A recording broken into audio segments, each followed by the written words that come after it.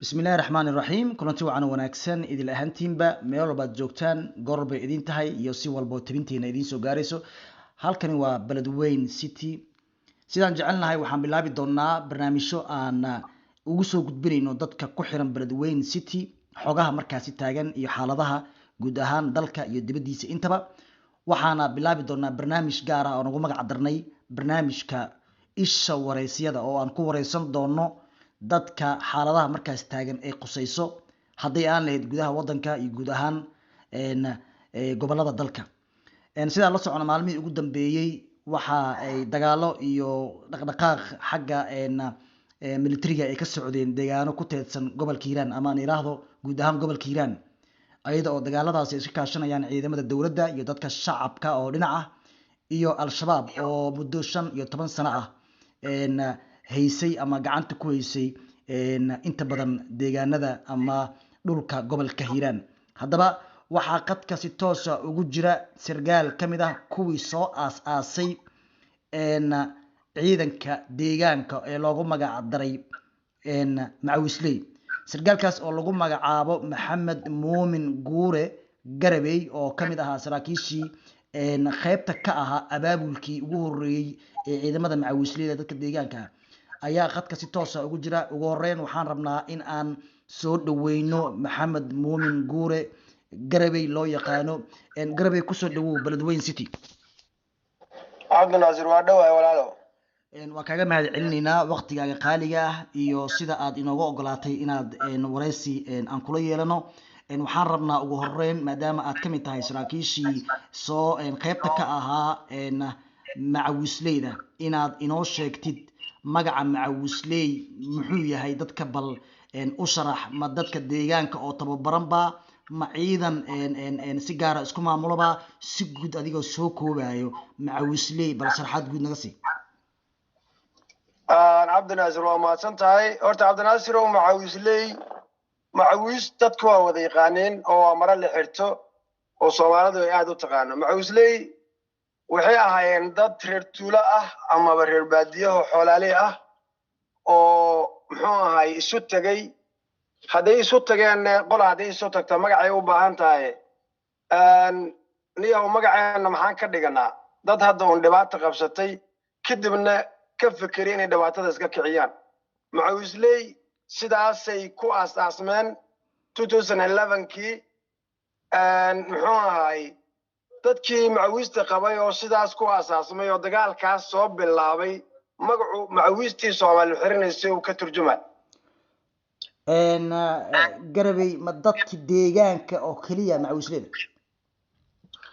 horta walaalow magac sideedaba qof maalin bilaaba Macawisley waa dadkii deegaanka ee gobolka Hiiraan deganaay intaan anigu ka warqabo oo magacaas loogama horeyn dadkii asaasan kamid ahaa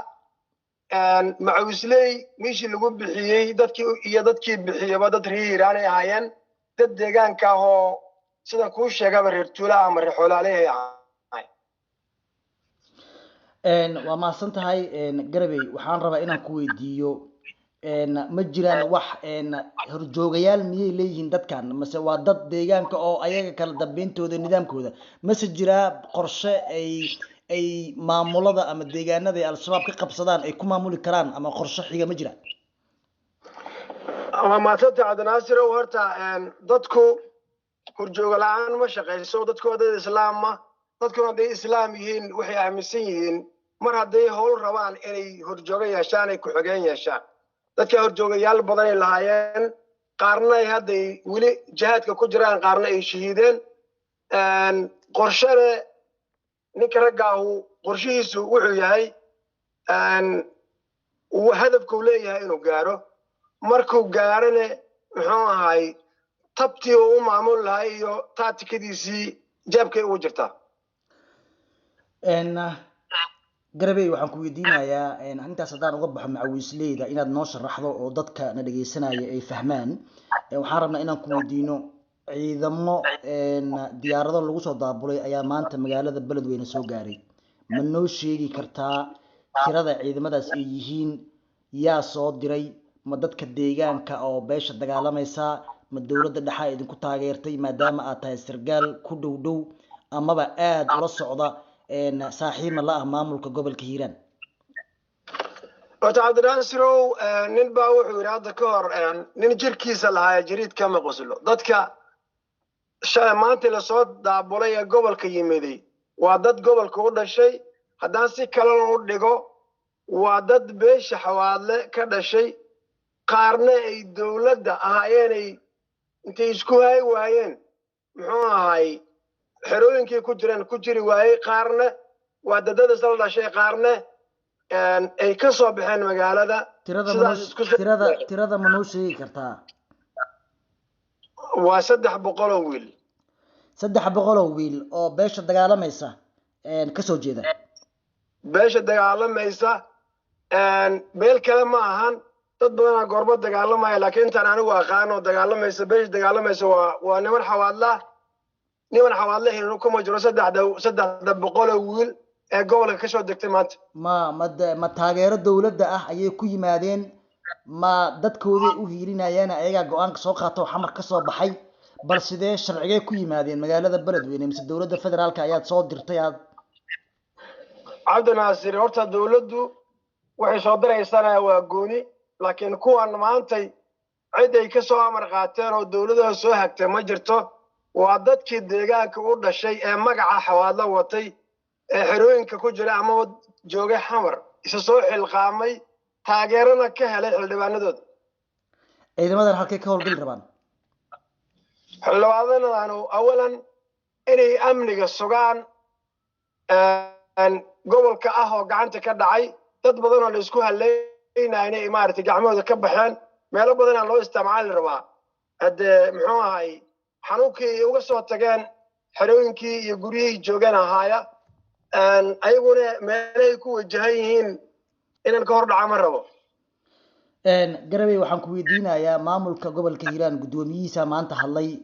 wuxuuna farta ku goday laamaha amniga saraakiisha hogaamisa in il gaara lagu hayo yeeyihiin dadka uu cali jayta uu ka doonayo in saraakiishaas il gaara ku hayaan maadaama uu yahay hogaankii ugu sarreeyay gobolka hiiraan miyuusan xaq u lahayn inuu asaga laamaha amniga wax ka bedelo yee tahay dadka cidda uu ka sugayo inay maamulka gobolka hiiraan laamahooda amniga ay wax ka bedelaan cabdinaasir horta odagu markuu hadlayay ama guddoomiyuhu markuu hadlayay waxaan u malaynaa dadku aan isku si wax u fahmin hadalkiisu laba u ahaa midna hanjabaad u ahay wax looga qabanayo dadkii fududeeyey qaraxyadii dhacay uu garanayo markuu saa u hadlaayo waa nin garo kalena gartay wuxuu ka qaban lahay ay midi ku qotontay waddadiina wuu hayaa midna waxay ku qotontay halka qaraxu ka yimiday hal meel oo webiga galbeedkiisa ah in ka soo gudbaan 3 qaraxoos daba socota xagga kuma qarxin laakiin wuxuu ku qarxeen gediga kale yaa adinka idin xaqiijiyay meelaha ay ka yimaadeen weeraradii magaalada beledweyne lagu sameeyay yaa idinka idin xaqiijiyay goobaha ka yimaadeen cabdinaasir horta warbaahintu siday rabtay war u dhigtaa oo su'aalaha laakiin waxaan kuu sheegaa meelay ka yimideen waan ognahay dad badan oo ku shaqale ama baaritaan ku sameeyay haddaad ogtihiin maxaa laamaha amniga ugu soo gudbin weyseen ama maxaan ku yidhahdaa warbaahinta ugu soo gudbin weyseen waxyaabaha aad haysaan oo caddeemaha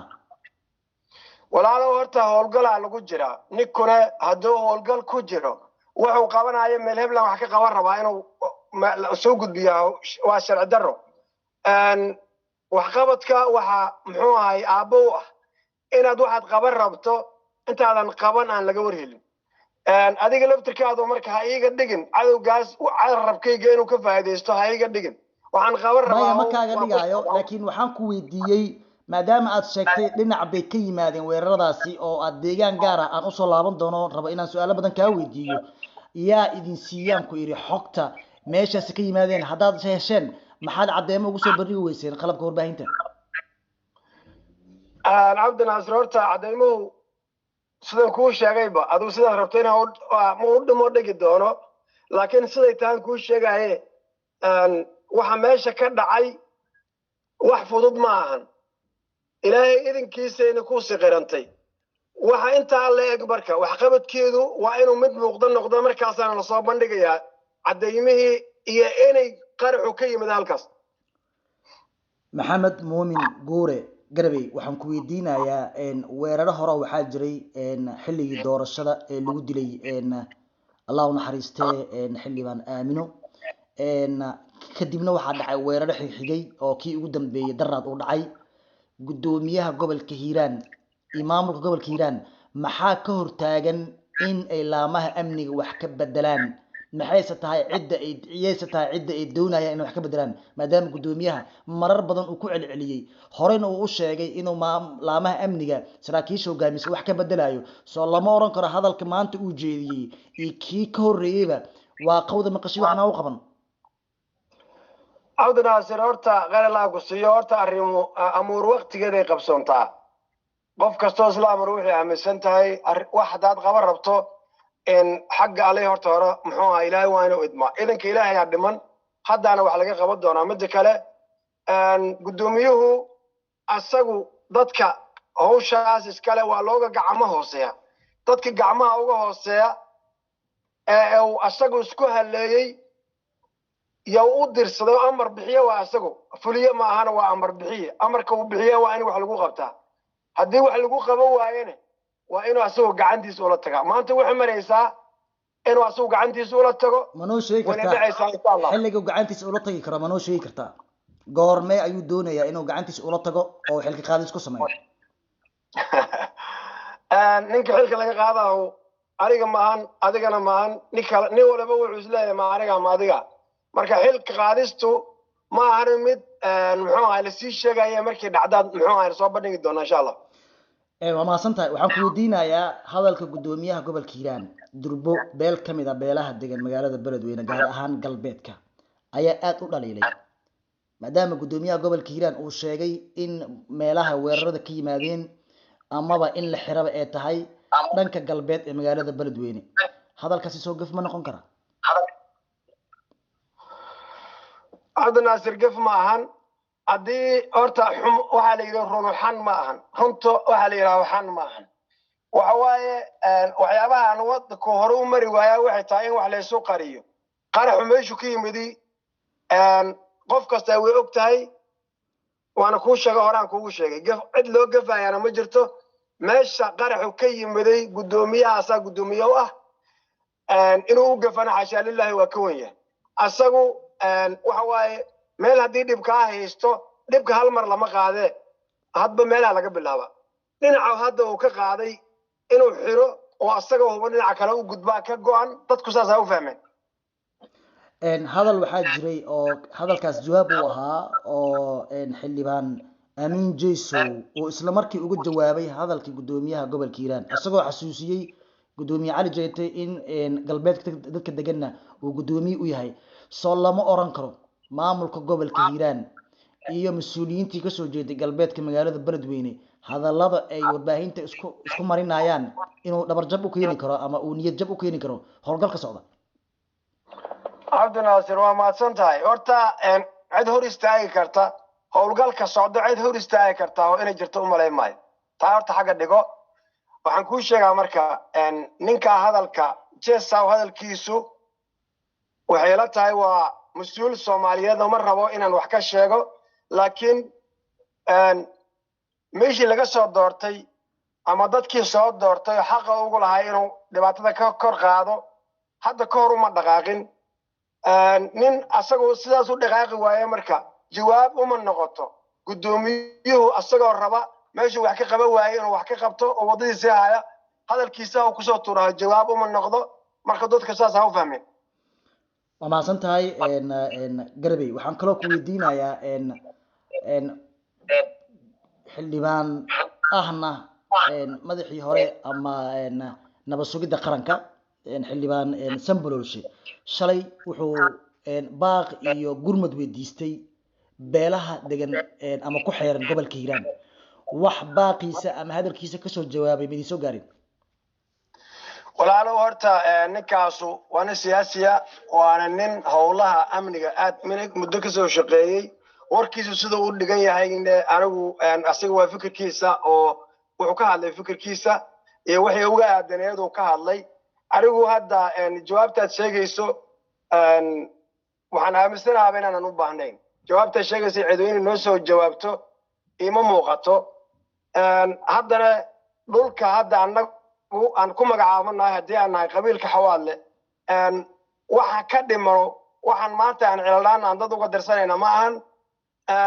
keliya waxaa naga dhexeeya dowladdaas dhexe waddanka waxaan uga baahnana waan ka helaynaa horena waan uga helnay ayada waan ku ammaanaynaa laakiin cid aan maanta ciladhaan aan uga nahay oo warhana la caawiyo aan u leenahay ma jirto laakiin asagu waa nin siyaasi laga yaabaa inuu si kale wax u arkay iyo aragtidiisa uu ka hadlay waxaad noo sheegtay Sambalosh inuu yahay qabiir dhanka amniga ah wuxuuna soo qabtay laba marba laba jeer uu soo qabtay xilka taliyaha nabad sugidda baaqiisiina waad ka hortimid soo lama oran karo labada hadal iska hor imaanaya laba qof baa kala sheegay walaalow horta adiga inaad ka dhigto waa laga yaabaa laakiin ma ahan hadalka anagu ninka qofku aragtidiisa iyo aqoontiisa u hadlaa ninka aqoon wuxuu leeyahay amnigu wuxuu yahay waxa meesha yaalla nin og waaye sida asaga uu arkay oo uga hadlay aragti asaga uu leeyahay waaye laakiin tayda haddaan ka hadlo muxuu ahaay maantay iyo qabiilka xawaadlaha dhulkiisa markaan isbarbar dhigo ninka hadalkiisa iyo wasiirka maxaa la jiray xildhibaanka hadalkiisa iyo haddaan isbarbar dhigo xawaadla meeshuu ka joogo maanta shabaab waxaan is leeyahay oon kusoo koobayaa odaga ma rabo inaan asaga laftirkiisa aan wax u geysto adiguna aad igu riixdo ma rabo laakiin waxaan rabaa aragtidiisu waxay noqon kartaa aqoon dheer uu leeyahay howlaha amniga waxaa laga yaabaa inuu sida u dhigaa dana kale uu ka leeyahay haysii dhexgelinin marka danaha kale uu ka leeyahay haysii dhexgelinin laakiin maanta meeshay naga maraysa annagu waxay noo dhimanu waa waxaan 2% aan dhammaynaa noo dhiman ayadana si awood loo muuqataan insha Allah uga takhalusayna waa maasan tahay 30 sekin ayaan ku siinayaa su'aasha ugu dambaysa ma jiraan dawladda dhexe ee federaalka ah iyo dadka degan gobolada dariskiina ah wax dhaqdhaqaaq ah oo ay idinku biirin karaan maadaama dagaal ku jirtaan Cabdinaasir horta dawladdu waa dawladeena waa dadka aan tiirka ka sugayno aan ku tiirsanahay annagu ka qabiil ahaan aan soo abaabulnay haddaan soo abaabulnay dawladdan ku tiirsanay ka qabiil ahaanna waan u dagaalanay welina waan u wadnaa dagaalka dawladda waa tiir weyn inoo tahay laakiin qabiilaad kale oo ama aan dirisnahay ama meel kale nooga yimiday waxaan hore nooga soo gaarayno ma jiraan haddana waxaan ka sugayno oo hadda soo socdana annagu ma ogi aad iyo aad ayaad u mahadsan tahay waana kaaga mahadcelinaynaa waqtigaaga qaaliga ah kaasina wuxuu ahaa maxamed muumin guure garabey oo ka mid ahaa saraakiishii dhidibada u aasay macawisleyda dagaalamaysa maanta ee al-shabaab isku hayaan gobolka hiiraan aad iyo aad ayaan kaaga mahadcelinaynaa waqtigaaga qaaliga ah garabey oo uu rameeyey beledweyne city gaar ahaan barnaamijka isha waraysyada intaan barnaamijkan mid lamid ku kulmi doono waxaan idinkaga tegaynaa sidaas iyo nabadgelyo